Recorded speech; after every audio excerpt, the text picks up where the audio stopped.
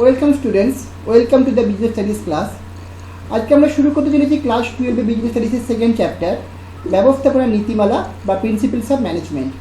এর আগে প্রথম চ্যাপ্টারে অর্থাৎ nature and scope of management, ব্যবস্থাপনার প্রকৃতি, তাৎপর্য, গুরুত্ব আলোচনা করেছি। সেখানে আমরা ব্যবস্থাপনার সংজ্ঞা, ব্যবস্থাপনার প্রশাসনের পার্থক্য, ব্যবস্থাপনার কার্যাবলী, ব্যবস্থাপনার স্তর, ব্যবস্থাপনার বৈশিষ্ট্য ইত্যাদি বিভিন্ন বিষয় নিয়ে আলোচনা করেছি। এই অধ্যায়ে অর্থাৎ দ্বিতীয় অধ্যায়ে আলোচনা করব ব্যবস্থাপনার নীতি, অর্থাৎ কোন কোন নীতিকে অনুসরণ করে ব্যবস্থাপনা বিকাশ লাভ করেছে, বর্তমানে কারবারি ক্ষেত্রে ব্যবস্থাপনা কোন কোন নীতিকে অনুসরণ করে চলে এবং সেই নীতির প্রবক্তা কারা, সেই নীতি কীভাবে বিকাশ লাভ করলো ইত্যাদি বিভিন্ন বিষয় নিয়ে এই অধ্যায়ে আলোচনা করব। তো ব্যবস্থাপনা নীতির কথা বলতে গেলে প্রথমে যে দুজন বিখ্যাত ব্যবস্থাপনাবিদের নাম আমাদের স্মরণ করতে হয়। ব্যবস্থাপনা নীতির তাদের মধ্যে একজন হলেন হেনরি ফেল এবং অপরজন হলেন ফ্রেডরিক উইনস্লো টেলর, বা যিনি সংক্ষেপে FW টেলর হিসেবেও বিখ্যাত। তাহলে একজনের নাম হলেন হেনরি ফেল এবং অপরজনের নাম হলো Frederick Winslow Taylor, FW Taylor. Henry Fayol তার লেখা একটি বিখ্যাত গ্রন্থ জেনারেল অ্যান্ড ইন্ডাস্ট্রিয়াল ম্যানেজমেন্ট, এই গ্রন্থে তিনি প্রথম ব্যবস্থাপনার 14টি নীতির কথা বলেছিলেন।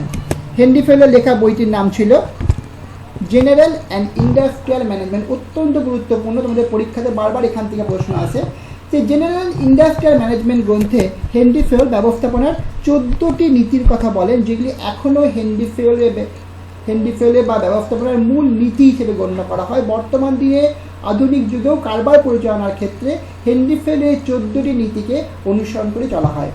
অন্যদিকে ফ্রেডরিক উইনস্লো টেলর, যাকে কিনা বলা হয় বৈজ্ঞানিক ব্যবস্থাপনার জনক, তার লেখা যে বিখ্যাত গ্রন্থ, তার লেখা যে বইটি, সেই বইটির নাম হচ্ছে the principles of scientific management.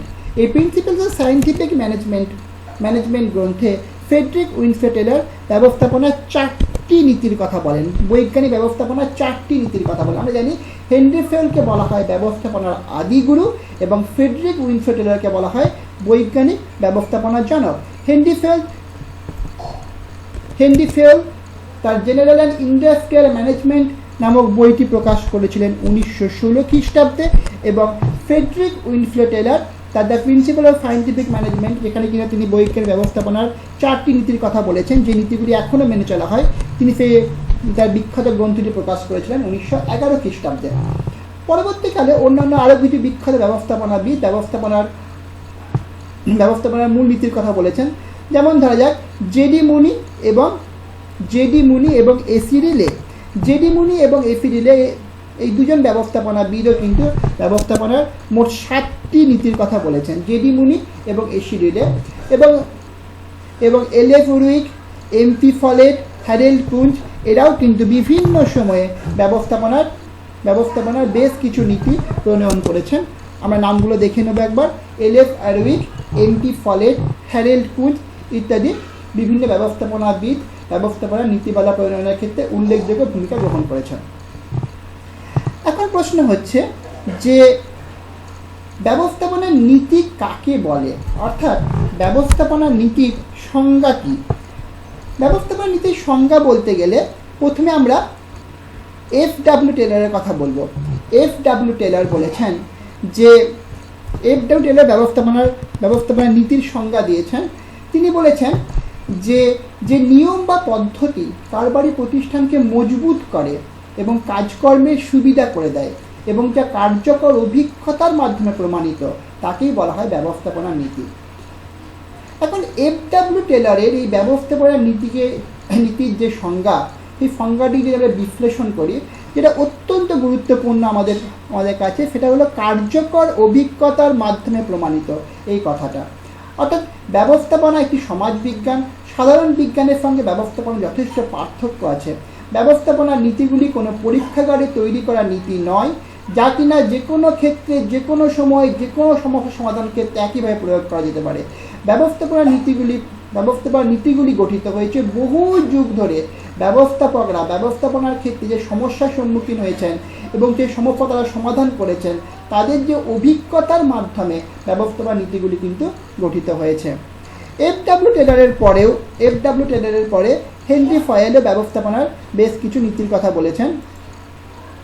Henry foil ব্যবস্থাপনা নীতির সংজ্ঞা দিয়েছেন। হেনরি ফয়েলের মতে নিয়মাবলী, আইন কানুন, শর্ত যা দলগত কৌশলকে নিয়মাবলী, আইন কানুন এবং শর্ত যা দলগত কৌশলকে শক্তিশালী করে এবং তার কাজকর্মকে সহজ করে দেয় তাকেই বলা হয় ব্যবস্থাপনার নীতি। অর্থাৎ হেনরি ফয়েল বলছেন ব্যবস্থাপনার নীতি আর কিছুই নয়, ব্যবস্থাপনার নীতি হচ্ছে কতগুলো নিয়ম, কতগুলো আইন কানুন এবং কতগুলো শর্ত। এবং আমরা জানি হেনরি ফয়েলের যে ব্যবস্থাপনার সংজ্ঞা তিনি সেখানে বলেছেন যে মানুষকে দিয়ে কাজ করিয়ে নেওয়ার যে কৌশল সেটাই হলো ব্যবস্থাপনা। তাহলে হেনরি ফয়েলের যে ব্যবস্থাপনার নীতির যে সংজ্ঞা সেখানেও কিন্তু আমরা দেখছি যে তিনি বলছেন এই যে নিয়ম, আইন কানুন, শর্ত যা দলগত কৌশলকে শক্তিশালী করে এবং তার কাজকর্মকে সহজ করে দেয়। কাজকর্ম কি?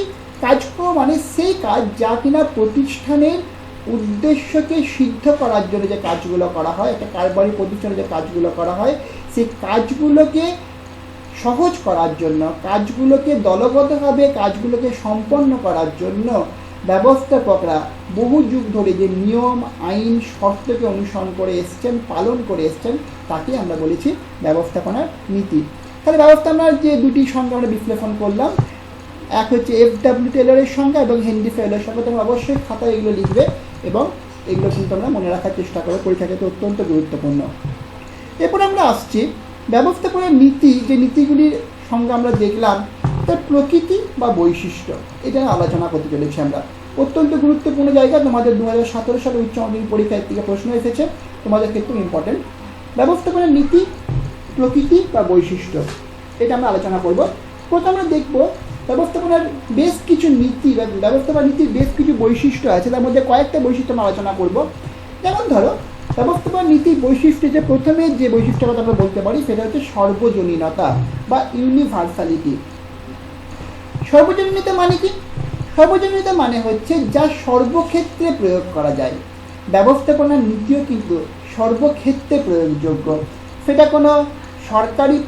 কোনো সরকারি প্রতিষ্ঠান হতে পারে, কোনো বেসরকারি প্রতিষ্ঠান হতে পারে, যেমন স্কুল, কলেজ, বিশ্ববিদ্যালয়, হসপিটাল, সেনাবাহিনী। এখানেও যেমন ব্যবস্থাপনার যে মূল নীতিগুলো প্রায় একইভাবে প্রয়োগ করা যায়, সেরকম বিভিন্ন বেসরকারি প্রতিষ্ঠানেও কিন্তু ব্যবস্থাপনার নীতিগুলিকে একইভাবে প্রয়োগ করা যায়। অর্থাৎ আমরা বলতে পারি যে ব্যবস্থাপনার যে মূল উদ্দেশ্য, অর্থাৎ ব্যবস্থাপনার যে মানব সম্পদ এবং ভৌত সম্পদের সদ্ব্যবহারের মধ্যে দিয়ে নির্ধারিত যে ফল লাভের উদ্দেশ্যে ব্যবস্থাপনা কাজ করে, সেই ফল লাভের জন্য ব্যবস্থাপনা নীতিগুলি কিন্তু মূল নীতিগুলিকে প্রায় সব জায়গাতেই প্রয়োগ করা যায়। এটা গেল ব্যবস্থাপনার প্রথম বৈশিষ্ট্য, অর্থাৎ ব্যবস্থাপনার নীতির সর্বজনীনতা বা ইউনিভার্সালিটি। এরপর আমরা আসছি ব্যবস্থাপনার নীতির দ্বিতীয় যে বৈশিষ্ট্য, অর্থাৎ গতিশীলতা অর্থাৎ ডাইনামিজম হচ্ছে ব্যবস্থাপনার নীতির দ্বিতীয় বৈশিষ্ট্য। ডাইনামিজম বা গতিশীলতা বলতে আমরা কি বুঝি? আমরা আগেই বললাম যে ব্যবস্থাপনার যে নীতির প্রকৃতি সেটা কিন্তু স্থিতিশীল নয়, বরং সেটা যথেষ্টই গতিশীল। ব্যবস্থাপনার নীতি প্রতিনিয়ত নতুনভাবে তৈরি হচ্ছে, নতুনভাবে সমৃদ্ধ হচ্ছে, নতুনভাবে পাল্টে যাচ্ছে, পরিবর্তিত হচ্ছে, যাতে ভিন্ন ভিন্ন পরিস্থিতিতে এবং পরিবর্তনশীল কারবারি জগতের সঙ্গে ব্যবস্থাপনার নীতি নিজেকে মানিয়ে নিতে পারে। আমরা জানি যে বর্তমান বিশ্বে 2020 সালে এক বিশেষ পরিস্থিতির মধ্যে দিয়ে চলছে। এই আতঙ্ক কেটে গেলে কারবারি ক্ষেত্রে এক অভূতপূর্ব পরিবর্তন আসবে।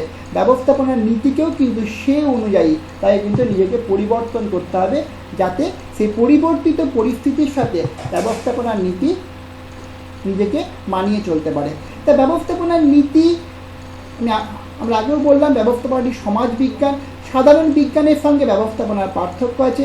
যেমন ধরো নিউটনের গতিসূত্র আজন্ম কাল ধরে, যুগের পর যুগ ধরে একই রকম চলে আসছে। যতদিন বিজ্ঞানের বিশেষ কোনো পরিবর্তন না হবে ততদিন কিন্তু নিউটনের গতিসূত্র তার মূল যে কথা সেটা কিন্তু বজায় রাখবে। ব্যবস্থাপনার নীতি কিন্তু সেরকম নয়। যত দিন যাবে, যত কারবারি পরিবেশ পাল্টে যাবে, যত সমাজ পাল্টে যাবে, ব্যবস্থাপনার নীতিও কিন্তু সে অনুযায়ী নিজেকে অনুযায়ী নিজেকে পরিবর্তন করতে হবে। তো আমরা বলতে পারি ব্যবস্থাপনার নীতি কিন্তু স্থিতিশীল নয়, ব্যবস্থাপনার নীতি হচ্ছে গতিশীল। এই প্রসঙ্গে হেনরি ফল কি বলেছেন? এই প্রসঙ্গে হেনরি ফল একটা বিখ্যাত উক্তি আমরা স্মরণ করতে পারি। হেনরি ফল বলছেন যে ব্যবস্থাপনার নীতি কিন্তু কখনোই চূড়ান্ত নয়। হেনরি ফলের যে বৈশিষ্ট্য, হেনরি ফলের যে কথা ব্যবস্থাপনা নীতির গতিশীলতা সম্পর্কে, সেটা আমরা বলি। তিনি বলছেন যে ব্যবস্থাপনা নীতি কখনো চূড়ান্ত নয় এবং পরিবর্তনশীল ও বিশেষ পরিস্থিতির আলোকে তা ব্যবহার করতে হয়। অর্থাৎ যখন কারবারি প্রতিষ্ঠান যখন পরিবর্তন হবে, ব্যবস্থাপনার নীতিও কিন্তু সেই অনুযায়ী পরিবর্তন হবে। আমরা 3 নম্বর পয়েন্টে চলে আসি। 3 নম্বর পয়েন্ট হলো নমনীয়তা। ব্যবস্থাপনার নীতি কিন্তু যথেষ্ট নমনীয়, অর্থাৎ ফ্লেক্সিবল। ফ্লেক্সিবল মানে কি? পরিস্থিতি মানে এটা অনেকটা গতিশীলতার মতনই। পরিস্থিতির প্রতিষ্ঠানের প্রয়োজন এবং পরিস্থিতি অনুসারে ব্যবস্থাপনাকে তার নীতিকে প্রয়োগ করতে হয়। যেমন ধরো দুটো কারবারি প্রতিষ্ঠানের যে প্রয়োজন বা পরিস্থিতি সবসময় কিন্তু একই হয় না। তার ফলে কী হবে? ব্যবস্থাপনার মূল নীতিকে মাথায় রেখে ব্যবস্থাপকদের কিন্তু সে অনুযায়ী তাদের নীতিকে পরিবর্তন করতে হয়। এবং এই জন্যই শুধুমাত্র নীতিগতভাবে ব্যবস্থাপনার নীতিগুলো স্থির থাকলেও ব্যবস্থাপকদের যে নিজস্ব জ্ঞান এবং অভিজ্ঞতা, এটা কিন্তু অনেক সময় খুব বেশি গুরুত্বপূর্ণ হয়ে যায় কারবারি পরিচালনা করার ক্ষেত্রে। কারণ প্রত্যেক কারবারের পরিস্থিতি আলাদা, তার লক্ষ্য আলাদা, তার উদ্দেশ্য আলাদা, এবং সেই অনুযায়ী ব্যবস্থাপকদের কিন্তু তার নীতির মধ্যে পরিবর্তন নিয়ে আসতে হয়। 4 নম্বর হচ্ছে মানবিক আচরণগত। 4 নম্বর পয়েন্টে আমরা আসছি। 4 নম্বর পয়েন্টটা হচ্ছে মানবিক আচরণ। তাহলে আমরা দেখলাম 3 নম্বর পয়েন্ট হচ্ছে নমনীয়তা এবং 4 নম্বর পয়েন্টে আমরা আসছি। 4 নম্বর পয়েন্ট হচ্ছে মানবিক আচরণগত বা মানবিক আচরণ। মানবিক আচরণ মানে কি? মানবিক আচরণ মানবিক আচরণগতকে আমরা কীভাবে ব্যবস্থাপনার নীতির একটি বৈশিষ্ট্য হিসেবে গণ্য করতে পারি সেটা আলোচনা করি। ব্যবস্থাপনা হলো একটি সামাজিক বিজ্ঞান। ব্যবস্থাপনার মূল কথা হলো মানুষ। ব্যবস্থাপনা মানুষের আচরণকে বিশ্লেষণ করে এবং সে অনুযায়ী তার নীতি নির্ধারণ করে। মানুষের যে আচরণ সেটা হচ্ছে জটিল, এবং মানুষের আচরণকে আমরা কিন্তু কখনোই গবেষণাগারের আধারে বা গবেষণাগারের মধ্যে কোনো পরীক্ষাগারে কোনো ল্যাবরেটরিতে মানুষের আচরণকে আমরা বিশ্লেষণ করতে পারি না। কারণ পৃথিবীতে বিভিন্ন মানুষের যে আচরণ, বিভিন্ন মানুষের যে ব্যবহার, সেটা হচ্ছে বিচিত্র রকমের। তাই আমরা ব্যবস্থাপনার নীতি যেমন অন্যান্য বিজ্ঞান, যেমন পদার্থবিদ্যা, রসায়ন ইত্যাদির মতো কোনো সূত্র প্রয়োগ করে, কোনো সূত্র যে ব্যবস্থাপনা নীতির যে বিশেষ কোনো সূত্র আছে, এটা কিন্তু আমরা বলতে পারি না। ব্যবস্থাপনা যেহেতু পুরোপুরি মানবিক আচরণকে নিয়ে কাজ করে, মানুষকে নিয়ে কাজ করে, তাই ব্যবস্থাপনা নীতিকে এমনভাবে পরিচালনা করতে হয় যাতে কিনা অভীষ্ট ফল লাভ করা সম্ভব হয়। তাই আমরা এখানে একটা মূল কথা বলতে পারি যে ব্যবস্থাপনার নীতি মানবিক আচরণকে এমনভাবে পরিচালনা করে যাতে অভীষ্ট লক্ষ্যে পৌঁছানো সম্ভব হয়। এই পয়েন্টটা আমরা খাতায় নোট করবে যে অভীষ্ট লক্ষ্যে পৌঁছানোর জন্য ব্যবস্থাপনার নীতি কিন্তু কাজ করে চলে, মানবিক আচরণকে এমনভাবে পরিচালনা করে। এবং সর্বশেষ পয়েন্ট যেটা আমরা আসছি, যেটা হচ্ছে কার্যকারণ সম্পর্ক। ব্যবস্থাপনার কার্যকারণ সম্পর্ক, অর্থাৎ কজ অ্যান্ড এফেক্ট, কাজ এবং তার কারণ, এই অনুযায়ী ব্যবস্থাপনা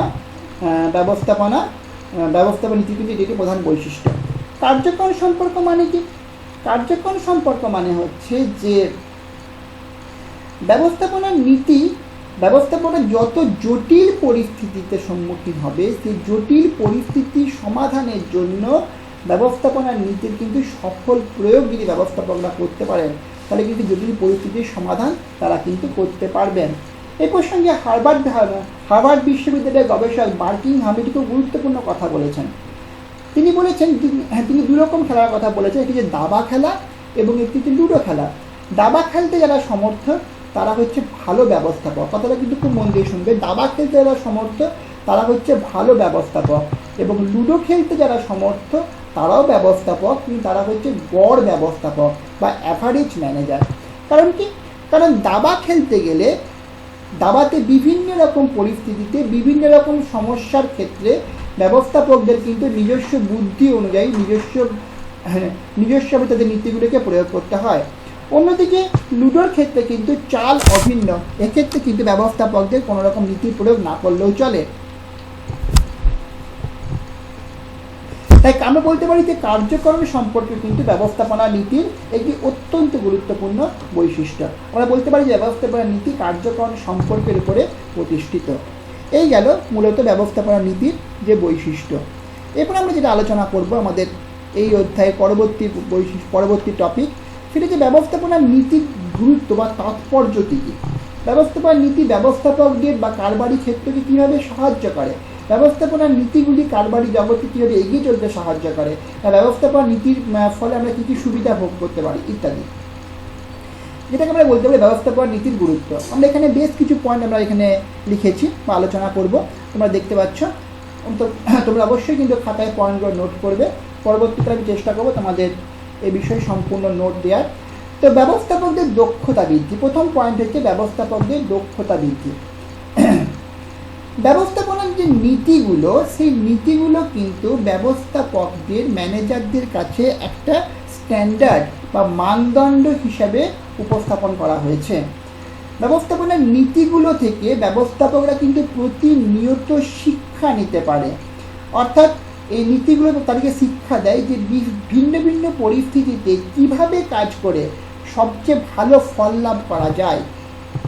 সেই শিক্ষা কিন্তু ব্যবস্থাপনার যে নীতিগুলি ব্যবস্থাপকদের দিয়ে থাকে, এবং তার ফলে ব্যবস্থাপকরা কিন্তু তাদের দক্ষতা বৃদ্ধি করতে পারে ব্যবস্থাপকদের নীতিগুলিকে কাজে লাগিয়ে।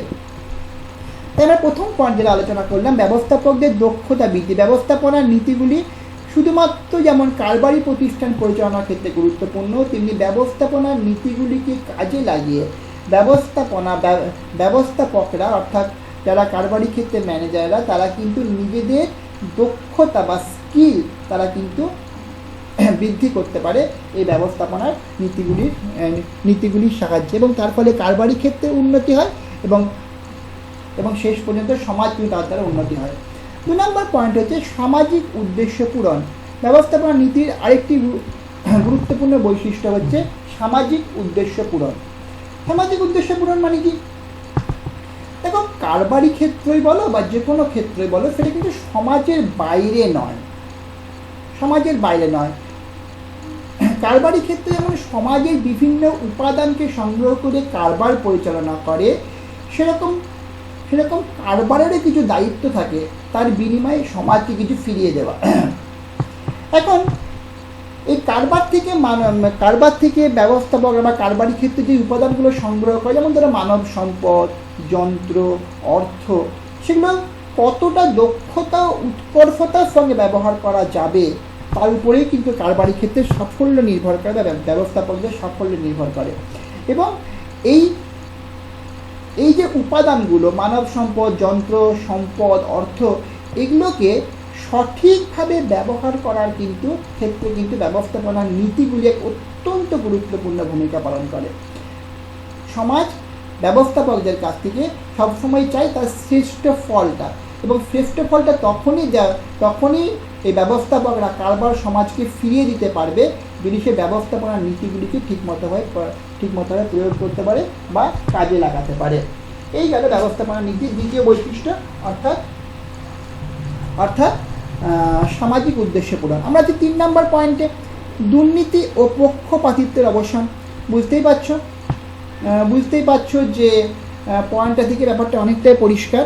দুর্নীতি ও পক্ষপাতিত্বের অবসান, অর্থাৎ আরেকবার ভালো করে আন্ডারলাইন করে দিচ্ছি, দুর্নীতি ও পক্ষপাতিত্বের অবসান। দেখো, যতদিন আমাদের সমাজ জীবন আছে ততদিন কিন্তু কারবারি ক্ষেত্রে দুর্নীতি এবং পক্ষপাতিত্ব থাকবেই।